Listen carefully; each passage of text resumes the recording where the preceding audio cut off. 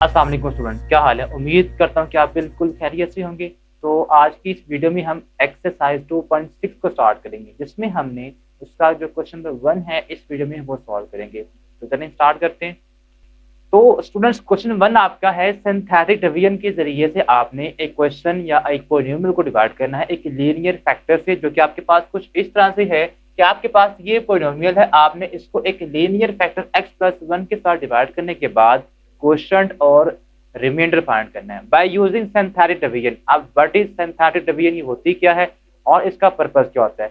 ये आप कह लें कि एक शॉर्टकट मेथड है जिसके जरिए से आप बड़ी आसानी के साथ 2 से 3 स्टेप्स के अंदर किसी भी पोलिनोमियल जो कि बड़ी से बड़ी आप डिग्री की पोलिनोमियल हो उसका आसानी के साथ रिमाइंडर और क्वोशंट फाइंड कर सकते हैं। ठीक है, अब वो किस तरह हम फाइंड करते हैं? सबसे पहले आपने जो भी आपको पोलिनोमियल गिवन होगी आपने उसको लेट करना है पी ऑफ एक्स से।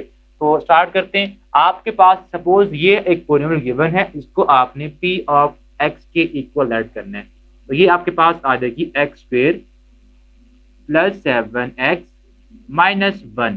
जब आप ये कर चुके होंगे तो आपने एक चेक लगाना है। अब वो चेक क्या है कि आपके पास जो भी यहाँ पे x की पावर होगी, यहाँ पे x की पावर 2 है, तो अगर जो भी पावर हो, लाइक यहाँ पे अगर 2 है तो आप इस पावर में 1 ऐड करें, क्या बनता है? 3 बनता है।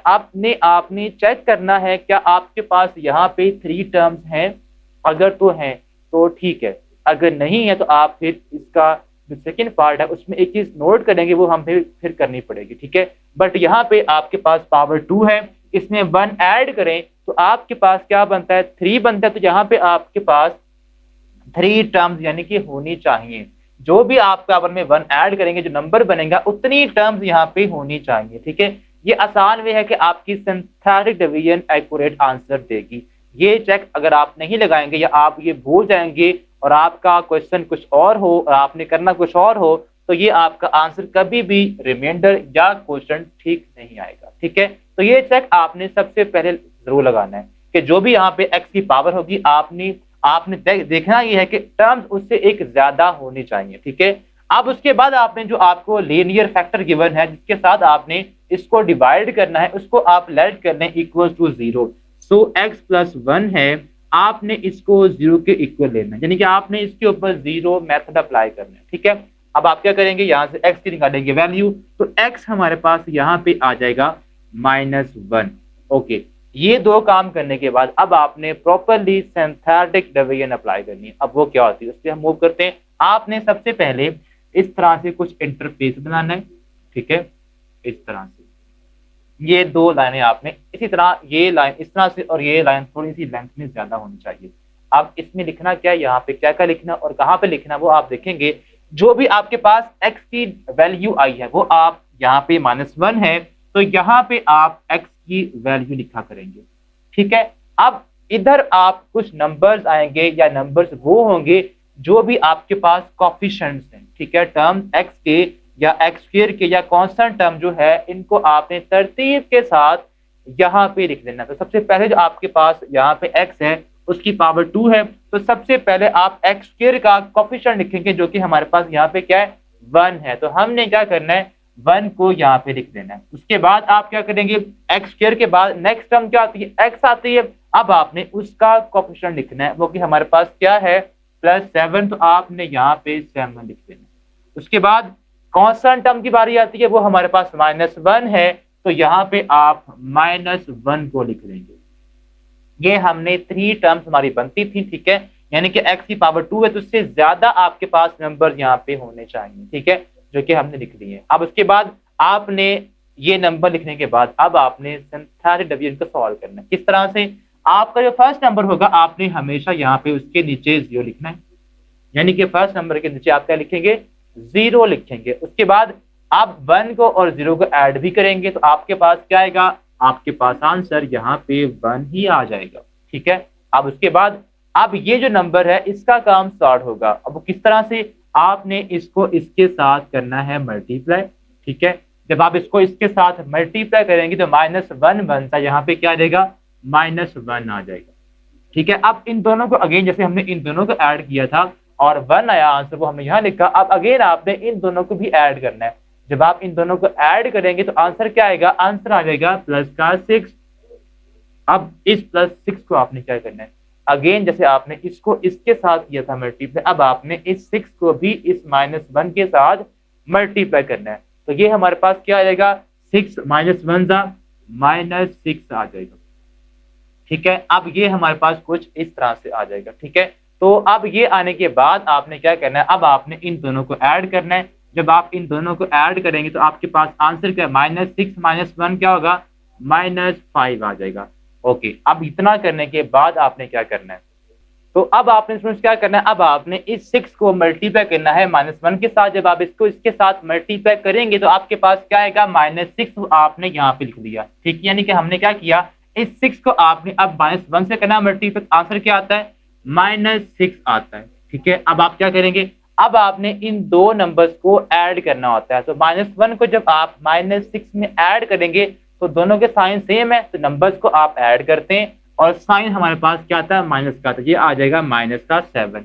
अब आपने क्या करना है, अब आपने रिमाइंडर और क्वोशंट को लिखना है। आप निकाल चुके हैं रिमाइंडर और क्वोशंट, तो बस आपने अब लिखना ही है। क्या, कैसे लिखना है, जो लास्ट पे आपके पास नंबर बचता है उसको हम बोलते हैं reminder.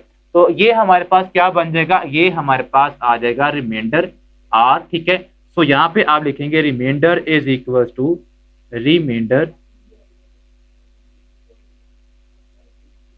Reminder is equal to -7। ठीक है, और अब आपने क्या लिखना है, अब आपने क्वोशंट को भी लिखना है, बिकॉज आपने क्वोशंट भी फाइंड करना है। अब क्वोशंट कैसे लिखेंगे, तो यहाँ पे हम लिखते हैं क्वोशंट को भी, क्वोशंट इक्वल होगा। अब आप ये देखें, आपके पास जो असल में पोलिनोमियल थी जिसको आपने डिवाइड किया है वो क्या थी, x² + 7x - 1। यहाँ पे x की पावर क्या थी, स्क्वायर थी। अब जो आपका क्वेश्चन होगा वो आपका एक पावर लेस से स्टार्ट होगा, यानी कि यहाँ पे अगर आपके पास x² है तो आपने करना क्या है, आपने यहाँ पे स्टार्ट करना है x से, सिंपल x से। तो आपके पास यहाँ पे x आएगा, इसका कोएफिशिएंट आपके पास यहाँ का फर्स्ट नंबर होगा, यानी कि आपके पास यहाँ का फर्स्ट नंबर है, ये आपका x का कोएफिशिएंट होगा 1 × x। ठीक है, उसके बाद x के बाद क्या आती है, x के बाद हमेशा कांस्टेंट टर्म आती है, तो हम क्या करेंगे, यहाँ पे +6 कर देंगे। ठीक है, x यहाँ पे साथ नहीं आएगा बिकॉज x के बाद क्या आती है, कांस्टेंट टर्म आती है। तो हम यहाँ पे सिंपल अगर x के साथ 1 हो या अगर कोएफिशिएंट 1 हो तो हम उसको नहीं लिखते, हम इसको क्या कर देंगे, इसको हम ऑफ कर देंगे। तो ये हमारे पास क्या बन गया, ये हमारे पास क्वेश्चन बन गया और ये हमारे पास क्या था, ये हमारे पास रिमाइंडर था। तो ये स्टूडेंट्स अब आपकी ये फर्स्ट पार्ट जिसको हमने सिंथेटिक डिवीजन के जरिए सॉल्व किया, अब इसको जो नेक्स्ट पार्ट 2 है उसको हम सॉल्व करते हैं। एक्सरसाइज 2.6 क्वेश्चन 1 का सेकंड पार्ट सॉल्व करेंगे। चलिए स्टार्ट करते हैं। सो स्टूडेंट्स आपके पास क्वेश्चन का कुछ पार्ट इस तरह से है कि आपने क्या फाइंड करना है, आपने क्वेश्चन और रिमाइंडर फाइंड करना है, जबकि आपने इस पोलिनोमियल को x + 3 के साथ डिवाइड करना है। तो आपके पास सिंपल एक मेथड है सिंथेटिक डिवीजन का, आप उसको यूज करते हुए आसानी के साथ इसका रिमाइंडर और क्वेश्चन फाइंड कर सकते हैं। अब उसका तरीकाकार क्या है, आप क्या करेंगे, जो भी आपको पोलिनोमियल गिवन है आप उसको लेट कर लें कि p of x is equals to 4x³ - 5x + 5। ठीक है, अब यहाँ पे आप देखें सबसे पहले जो आपके पास पावर x की है वो 3 यहाँ पे है। ठीक है, उसके बाद आप देखें आपने एक अरेंजमेंट के साथ x की पावर्स को लिखना है। ठीक है, अगर आपके पास कोई टर्म नहीं है, यानी कि यहाँ पे x के पास 3 है और उसके बाद x है, तो नेक्स्ट x² टर्म नहीं है, तो आप क्या करेंगे, उसके लिए आप उस टर्म को लिखेंगे बट उसका जो कोएफिशिएंट आ जाएगा वो 0 हो जाएगा। ठीक है, 0 टाइम्स x², उसके बाद क्या आएगी -5x, उसके बाद कांस्टेंट टर्म आती है तो हम यहाँ पे +5 लिख देंगे। ठीक है, अब उसके बाद आपके पास जो लीनियर फैक्टर है जिसके साथ आपने उसको डिवाइड करना है वो है x + 3, तो आप उसको लिख देंगे x + 3 = 0 के। अब आपने इसको इक्वल करना है 0 के, यहाँ से हमेशा आपके पास x की वैल्यू आ जाएगी। सो x हमारे पास क्या हो जाएगा, x = -3। सो जो दो काम हमने करने थे वो हम कर चुके हैं। पहली बात, आपने जो टर्म्स बनती हैं यहाँ पे अगर आपके पास x³ है तो आपके पास x³ यानी कि पावर 3 है, तो टोटल आपके पास 4 टर्म्स यानी कि एक पावर से एक ज्यादा टर्म्स होनी चाहिए। ठीक है, अगर तो आपने ये काम कर लिया तो इट मींस आपकी ये टर्म्स क्या हो जाएंगी, 4 हो जाएंगी। बिकॉज यहाँ पे x² टर्म अगर नहीं है तो आप क्या करेंगे, वहां पे 0 टाइम्स x² आपको करना पड़ेगा। ठीक है, जो भी टर्म वहां पे इन्वॉल्व है या नहीं है, तो आप उसके लिए क्या करेंगे, उसके लिए आपने 0 टाइम्स दैट वेरिएबल या उस वेरिएबल की पावर वहां पे लिखनी होगी। अब उसके बाद जो आपको फैक्टर गिवन है x+3, आपने उसको इक्वल करना है 0 के, और वहां से आपको x की वैल्यू मिल जाएगी। उसके बाद आप क्या करेंगे, उसके बाद आपने जो सिंथेटिक डिवीजन का प्रोसेस है वो अप्लाई करना है। वो हमारे पास क्या है, सबसे पहले आपने कुछ इस तरह से ये इंटरफेस बनाना है, ठीक है। अब आप क्या करेंगे,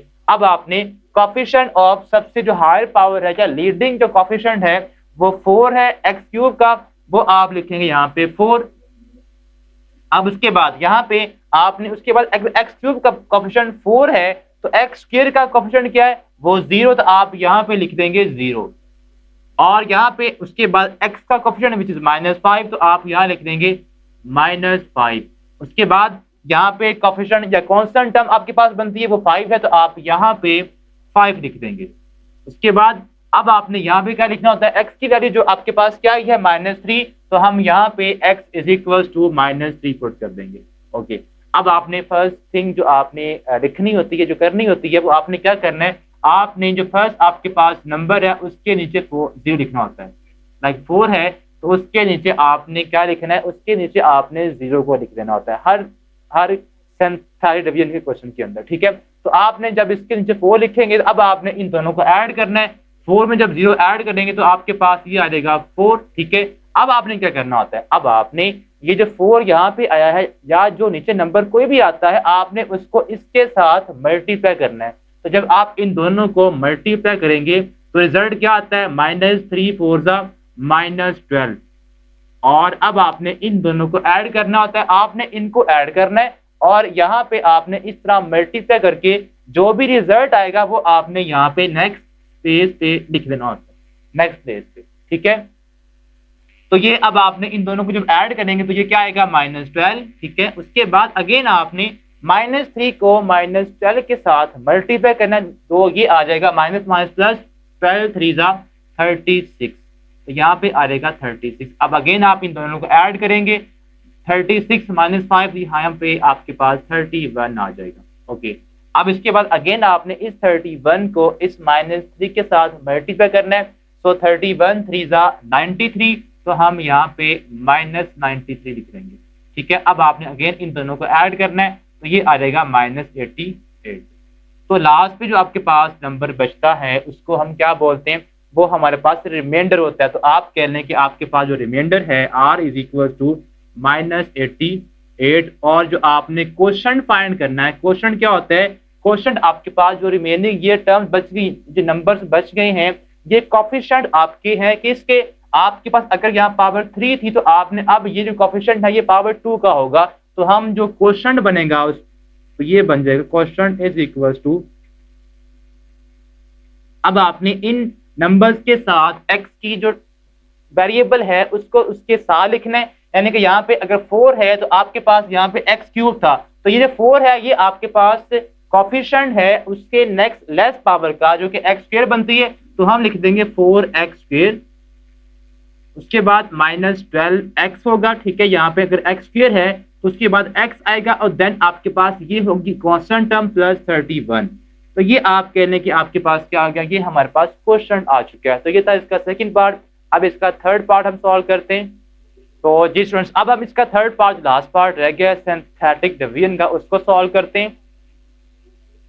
अब उसमें आपने सबसे जो फर्स्ट थिंग आपने नोट करनी है, आपने जो भी आपको पोलिनोमियल गिवन है आपने इसको लेट करना है equal to p of x, ठीक है। So p of x is equal to x cube plus x square -3x plus 2, ठीक है। अब आप ये देखें, आपके पास जो p पोलिनोमियल गिवन है उसकी आपके पास पावर क्या है, पावर उसकी 3 है, तो दे शुड बी 4 टर्म्स, यानी कि 3 अगर पावर है तो उस पावर से एक ज्यादा टर्म्स होने चाहिए। तो आप चेक कर सकते हैं 1 2 3 एंड 4, और सीक्वेंस के साथ यहाँ पे अगर x क्यूब है, उसके बाद x स्क्वायर, उसके बाद x, और लास्ट पे कांस्टेंट टर्म यहाँ पे होनी चाहिए, ठीक है। अगर कोई टर्म नहीं होगी तो आप उसकी जगह पे 0 टाइम्स कोफिशिएंट लिखेंगे, ठीक है। आपके पास कहने के अगर सपोज हम करते हैं कि यहाँ पे अगर ना होता x स्क्वायर, तो हम क्या करते हैं, उसका खुद से यहाँ पे कोफिशिएंट 0 टाइम x स्क्वायर लिख देते हैं। तो ये अगर आप नहीं करेंगे तो आपकी जो सिंथेटिक डिवीजन है वो ठीक तरह से आंसर नहीं देगी। ठीक है, तो आपने क्या करना है, आपने ये चेक लगाना है कि क्या आपके पास टर्म्स क्या पूरी है या नहीं है। ठीक है, उसके बाद आपके पास जो भी फैक्टर लीनियर है उसको आप इक्वल करेंगे जीरो के। So x minus two is equal to zero. तो यहाँ से आपके पास x की वैल्यू आ जाएगी विच इज 2। अब आपने इस 2 के साथ सिंथेटिक डिवीजन को सॉल्व करना है। ठीक है, तो हम क्या करेंगे, सबसे पहले आपने ये जो लाइनें हैं, ये जो आपके पास कह लें इंटरफेस कुछ इस तरह से बनेगा सिंथेटिक डिवीजन का, वो आपने 2 जो आपके पास x की वैल्यू आई है उसको आपने यहाँ पे लिखना होता है। ठीक है, और आपने coefficient of the variable x वो आपने अरेंज करके किस तरह, वो आपने वहां पे लिखने होते हैं। यानी कि आपके पास जो x क्यूब है उसका जो कोफिशिएंट है वो आपके पास 1 है, तो यहाँ पे आप 1 लिख देंगे। उसके बाद आपके पास x स्क्वायर का कोफिशिएंट भी 1 है, तो आप उसके बाद यहाँ पे भी 1 लिख देंगे। और देन आपके पास जो x टर्म है, x का कोफिशिएंट है विच इज -3, तो यहाँ पे आप -3 लिखेंगे। और उसके बाद कांस्टेंट टर्म की बारी आती है +2, तो आपके पास ये +2 हमारे पास कांस्टेंट टर्म होगी। तो ये 4 आपके पास नंबर टोटल बनेंगे। अब उसके बाद आपने क्या करना है, आपने जो फर्स्ट नंबर है उसके नीचे 0 को लिखना होता है।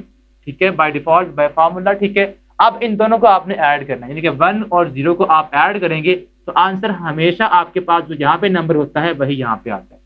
अब आपने क्या करना है, अब आपने इस 2 को इस 1 के साथ मल्टीप्लाई करना है। तो ये जब इसके साथ मल्टीप्लाई होगा 2 1 2, जो रिजल्ट आएगा वो आप यहाँ पे लिख देंगे। अब आपने अगेन इन दोनों को ऐड करना है, 1 + 2 यहाँ पे 3। अब जो यहाँ पे नंबर आते हैं आपने उनको इसके साथ मल्टीप्लाई करना है, 3 2 यहाँ पे 6, तो 6 को आप यहाँ पे लिखेंगे। ठीक है, अब अगेन इन दोनों को ऐड करेंगे, 6 - 3, तो ये प्लस का 3 आ जाएगा। अगेन आप इस 3 को जब 2 के साथ मल्टीप्लाई करेंगे तो 3 2 6, तो यहाँ भी क्या आ जाएगा, यहाँ भी 6 आ जाएगा, और ये 6 + 2 आपके पास 8 बन जाएगा। अब अगेन आपने फर्स्ट पार्ट में ये बात ऑब्जर्व की होगी, हमने कहा था कि जो लास्ट पे नंबर आता है उसको हम कहते हैं रिमाइंडर। ठीक है, आपका जब आपने इन दोनों को डिवाइड किया है सपोज, ठीक है, बाय लॉन्ग डिवीजन मेथड, तो आपके पास जो रिमाइंडर आएगा उस वे में भी वो क्या आएगा, वो 8 आएगा। तो हमने by using synthetic division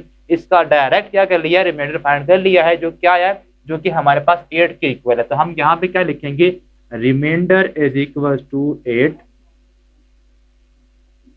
reminder is equal to 8। अब इसके बाद आपका जो क्वेश्चन होगा, बिकॉज हमने क्वेश्चन भी फाइंड करना है, क्वेश्चन एंड रिमाइंडर। तो रिमाइंडर को आपके पास आसान सा है, जो लास्ट पे टर्म बचती है वो आपका रिमाइंडर होता है। अब उसके बाद आपका जो क्वेश्चन होगा, क्वेश्चन के लिए आपने थोड़ा सा अंडरस्टैंडिंग करनी है। क्वेश्चन आपका कुछ इस तरह से बनता है, क्वेश्चन इज इक्वल टू, अब आप ये देखें, जो भी आपको पॉलिनोमियल गिवन थी उसकी पावर क्या थी, उसकी पावर 3 थी। अब आपने करना क्या, आपने उससे एक कम पावर के साथ वेरिएबल टर्म्स को लिखना स्टार्ट करना है। किस तरह से, ये जो आपके पास नंबर्स हैं, ये जो 1 है ये एक्चुअल में कोफिशिएंट है किसका, ये यहाँ पे अगर x क्यूब है तो इससे कम जो पावर है वो क्या बनती है, x स्क्वायर। तो ये आपके पास ये 1x स्क्वायर का कोफिशिएंट है, तो हम यहाँ लिख देंगे 1 × x स्क्वायर। अगर कोफिशिएंट आपका 1 है तो उसको हम नॉर्मली नहीं लिखते, तो हम इसको रेज कर देंगे। उसके बाद आपके पास अगर यहाँ पे x स्क्वायर है तो ये जो आपका नेक्स्ट नंबर 3 है उसके बाद 3 ये आपका कोफिशिएंट होगा। यहाँ पे x स्क्वायर है तो उसके बाद x टर्म आती है, यहाँ पे आप x लगा देंगे, और यहाँ पे 3x के बाद क्या टर्म आती है, कांस्टेंट, तो आप प्लस का 3 वैसे ही लिख देंगे साथ। तो ये हमारा क्या बन जाएगा, ये इसको हम बोलते हैं क्वेश्चन, और ये हमारे पास क्या है, ये हमारे पास रिमाइंडर है। ठीक है, तो ये हमने क्वेश्चन जो कि सिंथेटिक डिवीजन का उसकी बेसिक थी होती क्या है और हम क्यों इसको यूज करते हैं, ये हमने इस वीडियो में अंडरस्टैंड किया। उम्मीद करता हूँ कि आपको बिल्कुल इसकी समझ आ गई होगी। अब हम नेक्स्ट वीडियो में क्वेश्चन नंबर 2 को सॉल्व करेंगे। तब तक के लिए अल्लाह हाफ़िज़।